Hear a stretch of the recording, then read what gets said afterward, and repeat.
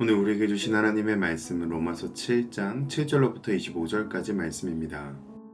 그런즉 우리가 무슨 말을 하리요? 율법이 죄냐? 그럴 수 없느니라.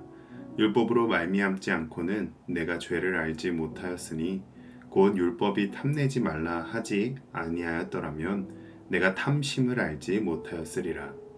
그러나 죄가 기회를 타서 계명으로 말미암아 내 속에서 온갖 탐심을 이루었나니 이는 율법이 없으면 죄가 죽은 것임이라. 전에 율법을 깨닫지 못했을 때에는 내가 살았더니 계명이 이름에 죄는 살아나고 나는 죽었도다. 생명에 이르게 할 그 계명이 내게 대하여 도리어 사망에 이르게 하는 것이 되었도다. 죄가 기회를 타서 계명으로 말미암아 나를 속이고 그곳으로 나를 죽였는지라. 이로 보건대 율법은 거룩하고 계명도 거룩하고 의로우며 선하도다. 그런즉 선한 것이 내게 사망이 되었느냐? 그럴 수 없느니라. 오직 죄가 죄로 드러나기 위하여 선한 그것으로 말미암아 나를 죽게 만들었으니 이는 계명으로 말미암아 죄로 심히 죄되게 하려 함이라. 우리가 율법은 신령한 줄 알거니와 나는 육신에 속하여 죄 아래에 팔렸도다. 내가 행하는 것을 내가 알지 못하노니 곧 내가 원하는 것은 행하지 아니하고 도리어 미워하는 것을 행함이라. 만일 내가 원하지 아니하는 그것을 행하면 내가 이로써 율법이 선한 것을 시인하노니 이제는 그것을 행하는 자가 내가 아니요 내 속에 거하는 죄니라. 내 속 곧 내 육신에 선한 것이 거하지 아니하는 줄을 아노니 원함은 내게 있으나 선을 행하는 것은 없노라. 내가 원하는 바 선은 행하지 아니하고 도리어 원하지 아니하는 바 악을 행하는도다. 만일 내가 원하지 아니하는 그것을 하면 이를 행하는 자는 내가 아니요 내 속에 거하는 죄니라.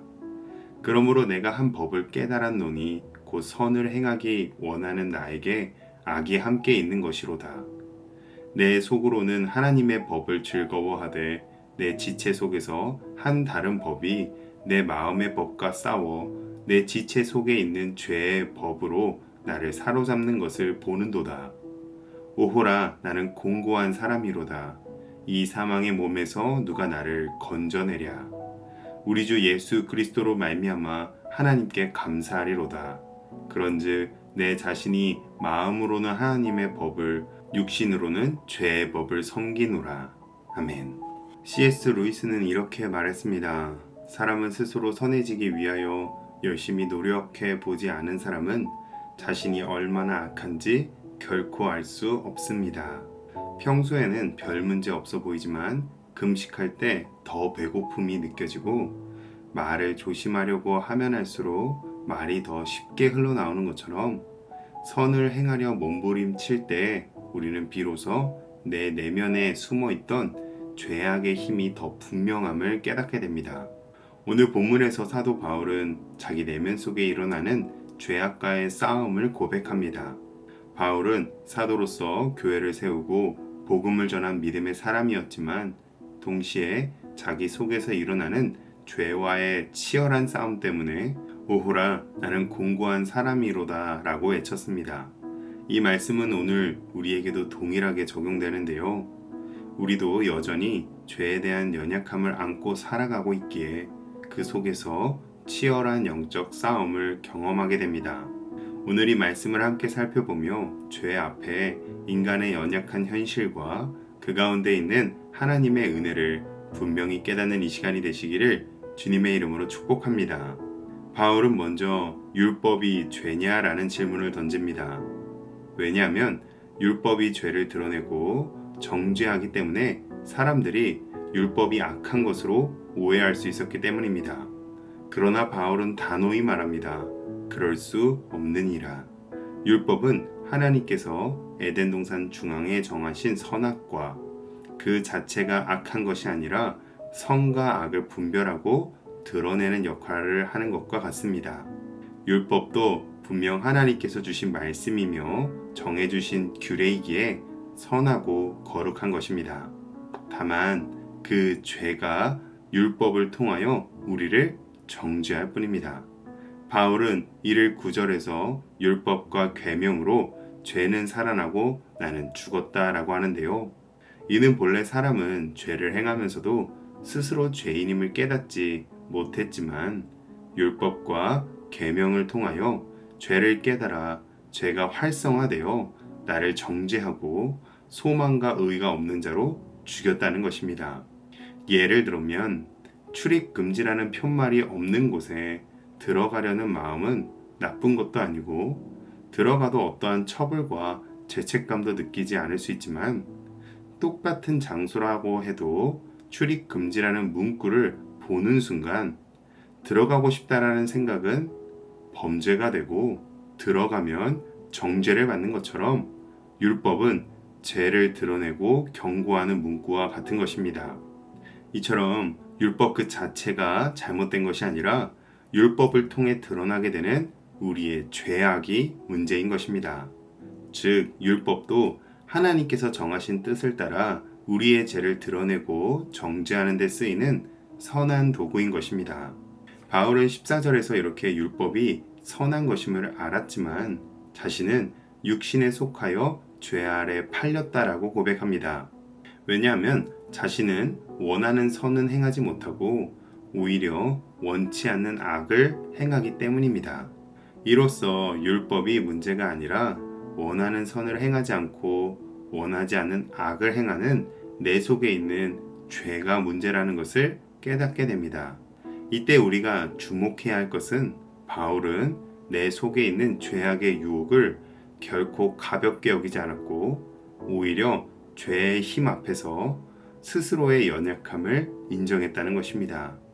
나는 죄의 유혹을 이길 수 있다라고 하는 것은 엄청난 교만이며 자만입니다. 막상 알코올과 도박과 음란물뿐만 아니라 스마트폰과 음식조차도 이제 끊어내야지, 그만해야지 하면서도 쉽게 그렇게 하지 못하는 것이 우리의 현실입니다. 이것은 단순한 습관의 문제가 아니라 사람의 내면 깊숙한 곳, 그 죄악의 본성과 연결되어 있기 때문입니다. 베드로 역시 예수님을 따르겠다라고 호언장담했지만 결국 3번이나 예수님을 부인했습니다. 이는 베드로의 의지가 약했다거나 결단력이 강하지 못해서가 아니라 죄의 힘 앞에서 인간의 연약함이 적나라하게 드러난 것입니다. 우리도 마찬가지로 율법과 말씀 앞에서 내 힘으로는 도저히 죄를 이길 수 없음을 깨닫고 인정하는 것이 바로 죄를 이기는 시작입니다. 바울은 내 속으로는 하나님의 법을 즐거워하지만 내 지체 속의 다른 법이 나를 죄의 법 아래로 끌고 간다라고 말합니다.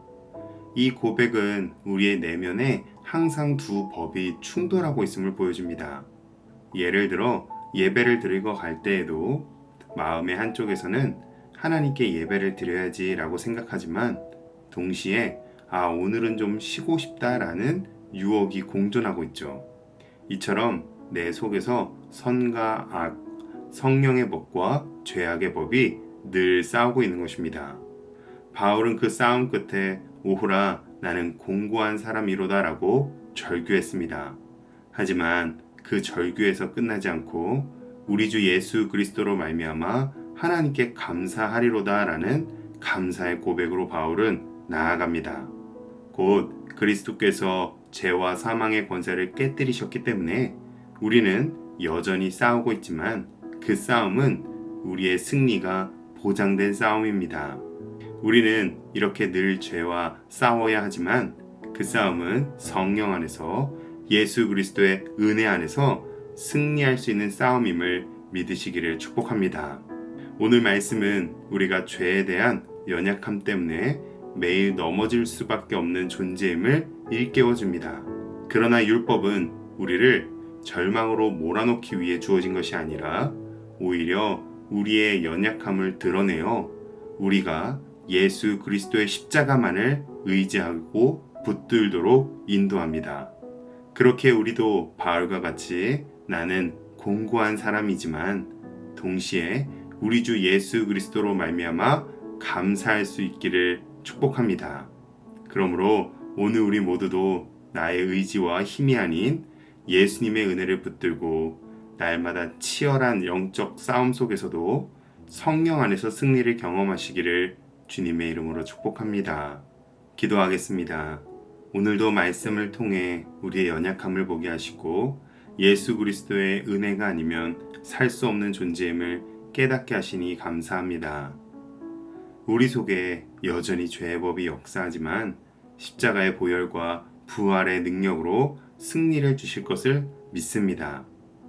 날마다 성령으로 충만하게 하셔서 죄의 유혹을 이기게 하시고 주의 법을 즐거워하는 자로 살게 하여 주시옵소서. 예수님의 이름으로 기도합니다. 아멘.